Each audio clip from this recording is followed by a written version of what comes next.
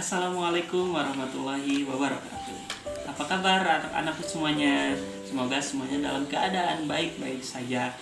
Di tengah pandemi corona ini, semangat ibadah kita di bulan Ramadan jangan sampai luntur. Oke, hari ini Bapak akan membicarakan atau membagikan tentang patuh dan tunduk kepada orang tua. Cung di sini yang sayang sama orang tua. Pasti semuanya sayang kan sama orang tua. Nah, Bapak ada pertanyaan nih, kira-kira rasa sayang kalian pada orang tua itu dibuktikan dengan apa? Ada satu contoh sederhana membuktikan rasa sayang kita kepada orang tua, yaitu dengan mengucapkan terima kasih. Terima kasih kepada ibu, terima kasih kepada bapak. Ibu yang telah mengandung kita selama 9 bulan lamanya. Kebayang dong jalan-jalan kemana-mana dalam keadaan perutnya besar, mengandung kalian, mau tidur susah, mau makan susah, jalan-jalan susah. Ketika waktu melahirkan kalian, melahirkan kita semuanya, itu merasakan bagaimana tulang rusuk, kebayang nggak? 13 tulang rusuk itu dipatahkan ketika melahirkan. Dan ketika melahirkan itu antara hidup dan mati.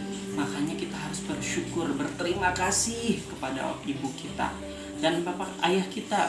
Ayah kita itu bekerja siang dan malam, malam jadi siang, siang jadi malam, bekerja tiada henti. Demi siapa? Demi kita. Kita harus berterima kasih kepada keduanya. Dan juga menurut Rasulullah, ridallahu fi ridal walidain wa syukrullahu fi syukril walidain. Ridhonya Allah itu ada pada ridhonya orang tua, dan murkanya Allah itu ada juga pada murkanya orang tua. Maksudnya gimana, Pak? Maksudnya gini, kalau kita pengen ridhonya Allah, cukup dengan kita mendapatkan ridho orang tua. Kita nurut sama orang tua, ikuti perintah orang tua, taati peraturannya, maka Allah juga akan kasih kerinduan kepada kita. Tapi kalau misalkan kita membangkang kepada orang tua sehingga orang tua marah, tidak meridhoi kita, maka Allah juga marah. Makanya jangan sampai kita melukai hati orang tua. Dan juga ada satu pepatah bilang bahwa surga ada di telapak kaki ibu. Kata Rasulullah, siapa yang harus aku hormati ya Rasul? 1, ibumu. Lalu siapa lagi ya Rasul? 2, ibumu. Lalu siapa lagi ya Rasul? 3, ibumu. Lalu siapa lagi ya Rasul? Baru yang keempat adalah ayahmu. Maksudnya apa? Perjuangan ibu mendidik kita semua dari kecil sampai sekarang, sampai nanti, sampai ada istilah kasih ibu sepanjang besar. Walaupun kita sudah besar nanti, kita tetap disayang sama orang tua. Nah, menurut Rasulullah juga ternyata orang tua itu ada 3. Siapa saja? Yang pertama yaitu orang tua yang melahirkan kita, yaitu ayah bunda yang ada di rumah kita.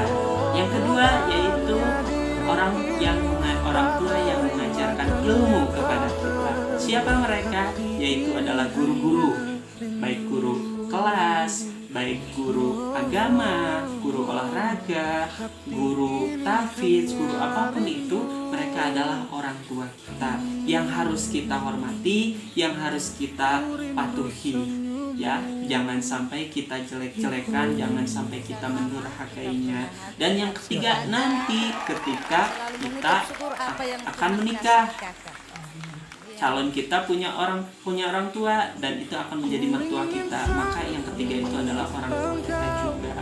Maka kita harus taat dan patuh kepada 3 orang ini, karena kalau tidak patuh kepada orang tua maka akan seperti Aqlamah. Siapa itu Aqlamah? Bapak akan cerita sedikit. Aqlamah adalah seorang pemuda yang tinggal pada zaman Rasulullah dulu. Ketika itu Aqlamah orang yang sangat taat sekali dalam ibadahnya, sangat rajin sekali dalam ibadahnya. Mohon maaf, tadi Alqamah maksudnya, bukan Aqlamah. Oke, kita lanjutkan. Nah, suatu ketika semuanya berubah sifatnya itu berubah ketika menikah dengan seorang wanita yang ternyata bisa mengendalikan Alqamah tadi, yang awalnya sayang sama bundanya, tiba-tiba dia jadi kasar sama bundanya, sampai-sampai ketika bundanya sakit, Alqamah tidak mau menengok karena tidak boleh sama istrinya. Nauzubillahi min dzalik. Suatu ketika Alqamah pun dalam keadaan sakaratul maut atau akan meninggal. Namun apa yang terjadi? Kuasa Allah di situ hadir. Dibacakan tahlil oleh sahabat-sahabat yang lain, dibantu ditahlil. La ilaha illallah, mulut Alqamah tidak bergerak sama sekali. Hingga akhirnya sahabat pergi ke Rasulullah, mengadu kepada Rasulullah, ya Rasul, Alqamah sedang sekarat. Tapi ketika dibacakan tahlil, dia tidak mau mengikutinya, tidak bisa mengikutinya. Ada apa? Kata Rasul. Ini ada apa? Bukannya Alqamah itu orang yang baik? Coba kamu tanyakan orang tuanya, panggil orang tuanya. Kalau orang tuanya bisa kesini, gak apa-apa, suruh kesini. Kalau misalkan nggak bisa, biar saya yang kesana. Akhirnya sahabat Ali bin Abi Thalib dan juga Bilal bin Rabah berangkat ke rumahnya. Nah, ketika sampai di rumahnya bertemu dengan ibunya, wahai ibu, kata Rasul, engkau diperkenankan hadir ke sana. Kalau tidak bisa, biar Rasulullah yang kesini. Akhirnya sang ibu menjawab, saya akan datang ke rumahmu ya Rasulullah. Datanglah ibu itu ke rumah Rasul.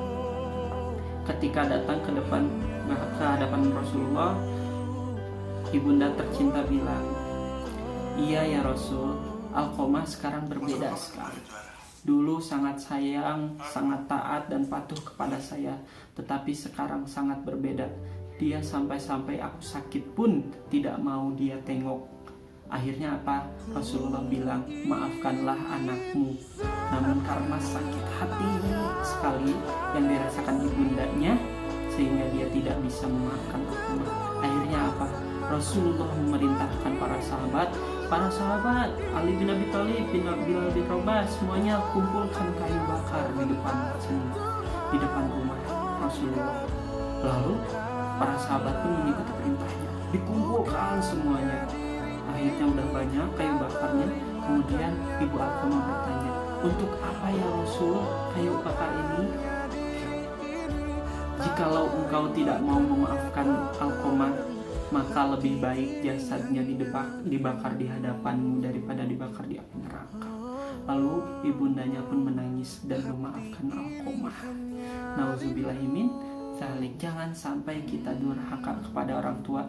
Jangankan berkata kasar, jangankan marah-marah. Di dalam Al-Quran berkata saja itu tidak boleh. Wala taqul lahuma uffin wala tanharhuma wa qul lahuma qawlan karima. Maka janganlah engkau berkata atau marah sama mereka. Bahkan kamu harus bilang yang baik-baik. Kata Allah begitu.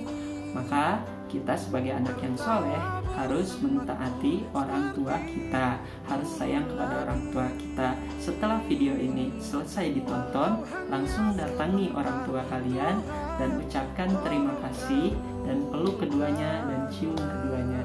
Oke? Terima kasih. Sekian video dari Bapak. Kurang lebihnya Bapak mohon maaf. Wallahu a'lam bishawab. Assalamualaikum warahmatullahi wabarakatuh.